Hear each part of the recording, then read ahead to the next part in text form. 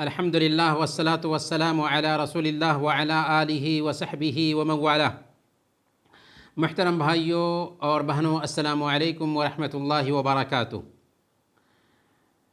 آج کے اس درس میں آپ سب کا سواگت ہے، اور آج ہم سب سے پہلے پڑھیں گے حدیث میں صحیح بخاری اور صحیح مسلم کی حدیث ہے۔ حضرت عبداللہ بن عمر بن عاص رضی اللہ تعالی عنہما بیان کرتے ہیں کہ ایک آدمی نے اللہ کے نبی صلی اللہ علیہ وسلم سے پوچھا، ای الاسلام خیر، کہ اے اللہ کے نبی صلی اللہ علیہ وسلم کون سا اسلام سب سے بہتر ہے؟ تو اللہ کے نبی صلی اللہ علیہ وسلم نے فرمایا، تطعم الطعام وتقرأ السلام علی من عرفت ومن لم تعرف۔ دیکھیں، صحابہ کرام جب کوئی سوال پوچھتے تھے تو ان کے پوچھنے کا مقصد صرف نالج حاصل کرنا نہیں ہوتا تھا، گیان پراپت کرنا نہیں ہوتا تھا بس، بلکہ ان کا اصل مقصد یہ ہوتا تھا کہ اس کے بارے میں جانکاری لی جائے، اور پھر جانکاری لینے کے بعد اپنی زندگی میں اس کو برتا جائے۔ تو صحابہ کرام نے جب پوچھا کہ یا رسول اللہ سب سے بہتر اسلام کون ہے، تو ان کا مقصد یہ تھا کہ اس کے بارے میں جانا جائے تاکہ اس کو اپنی زندگی میں اتار سکے۔ اللہ کے نبی صلی اللہ علیہ وسلم ہر انسان کو اس کی طبیعت کے حساب سے، اس کے سوبھاؤ کے حساب سے، اس کی سوچ کے حساب سے جواب دیتے تھے۔ چنانچہ ایک آدمی نے پوچھا کہ مجھے نصیحت کیجئے، تو آپ نے فرمایا غصہ مت کرو۔ تو چونکہ اللہ کے نبی صلی اللہ علیہ وسلم نے اس کے اندر دیکھا رہا ہوگا کہ غصہ کرنے والا انسان ہے، اللہ کے نبی صلی اللہ علیہ وسلم نے اس کو نصیحت اس انداز میں کی، کسی کو کسی انداز میں نصیحت کیا۔ اللہ کے نبی صلی اللہ علیہ وسلم یہاں پر ایک آدمی جب ان سے پوچھتا ہے کہ سب سے بہتر اسلام کون ہے، تو آپ نے فرمایا تھا تطعم الطعام، کھانا کھلاؤ۔ کھانا کھلانا سب سے بہتر عمل ہے، اور کھانا کھلانے میں سب سے پہلے نمبر پر ہمارے قریبی لوگ آ جاتے ہیں۔ یعنی اگر آپ اپنے رشتہ داروں پر خرچ کرتے ہیں، اگر آپ اپنی فیملی کے افراد پر خرچ کرتے ہیں، تو یہ خرچ کرنا سب سے بہتر خرچ ہوتا ہے۔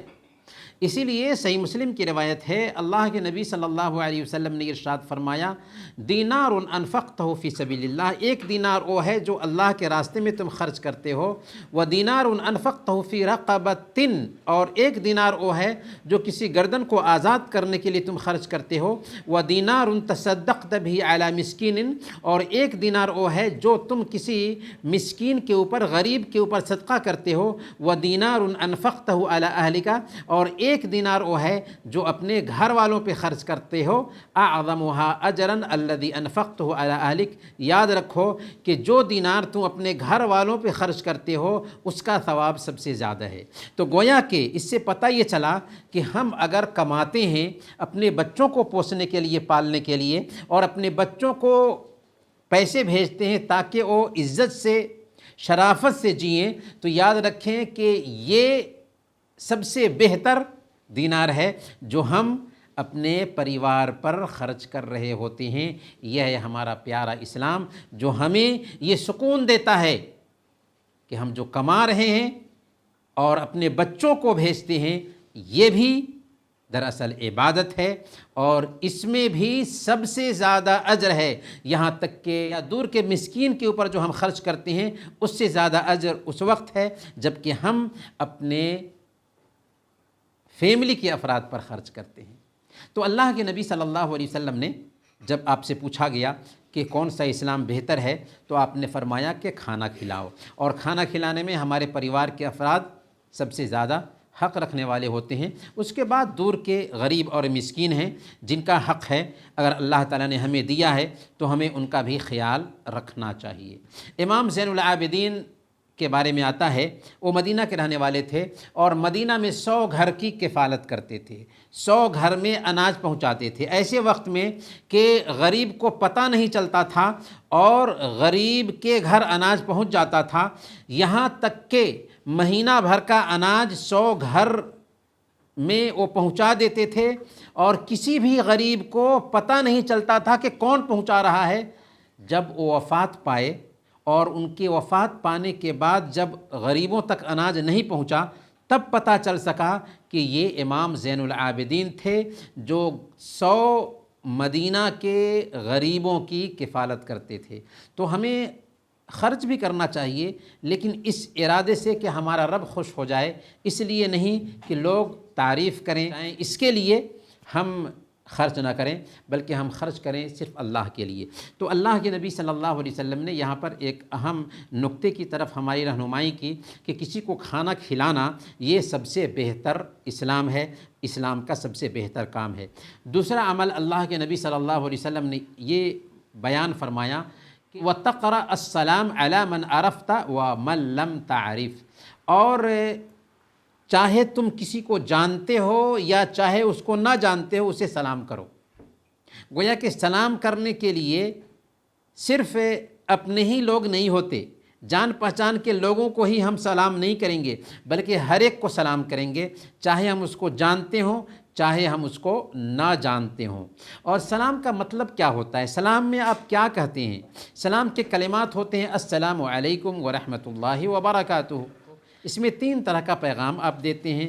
آپ ہر طرح کی برائی سے سلامت رہیں، آپ کے اوپر ہر طرح کی اچھائی سایہ ڈالے، اور تیسرے نمبر پر اللہ تعالیٰ نے آپ کو جو اچھائیاں دی ہیں، آپ کے اوپر جو نعمتیں آئی ہیں، ان نعمتوں میں برکت ہی برکت پیدا ہو۔ تو یہ ہے پیغام سلام کا۔ اور سلام چاہے جان پہچان کا انسان ہو چاہے جان پہچان کا انسان نہ ہو، ہر ایک کو کرنا چاہیے۔ اس کی کیا اہمیت ہے؟ صحیح مسلم کی روایت ہے، اللہ کے نبی صلی اللہ علیہ وسلم نے ارشاد فرمایا واللہ لا تدخلوا الجنۃ حتی تؤمنوا، اللہ کی قسم تم جنت میں داخل ہی نہیں ہو سکتے جب تک کہ تم ایمان والے نہ ہو جاؤ۔ ولا تؤمنوا حتی تحابوا، اور تمہارے اندر ایمان آ ہی نہیں سکتا جب تک کہ آپس میں ایک دوسرے سے محبت نہ کرو۔ گویا کہ ایمان لانے کے لیے آپس میں ایک دوسرے سے محبت کرنا بہت ضروری ہے۔ ہم یہاں پر بیٹھے ہوئے ہیں، درس میں شریک ہیں، اس لیے کہ ہم ایک دوسرے سے ایمان کے ناطے سے محبت کرتے ہیں آپس میں۔ یہ محبت سب سے پیاری محبت ہے، اس محبت کی کوئی مثال نہیں مل سکتی۔ آپ نے فرمایا تم اس وقت تک ایمان والے نہیں بن سکتے جب تک کہ آپس میں ایک دوسرے سے محبت نہ کرو۔ افلا اخبرکم بشیء اذا فعلتموہ تحاببتم، کیا میں تمہیں وہ طریقہ نہ بتاؤں کہ اگر تم اسے اختیار کرو گے تو آپس میں محبت بڑھے گی؟ افشوا السلام بینکم، آپس میں سلام کو پھیلاؤ۔